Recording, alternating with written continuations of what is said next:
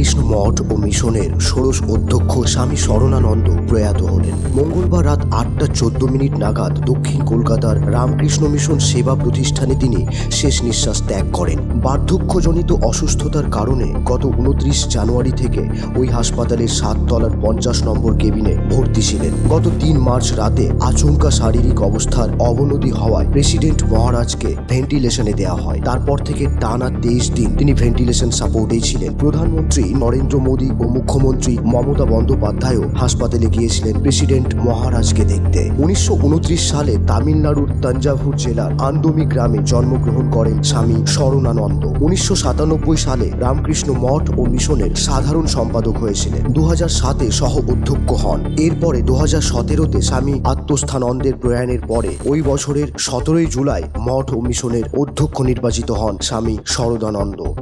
Bureau report, বিশ্ব Times. ফিরবে হুঁশ, জাগবে মানুষ।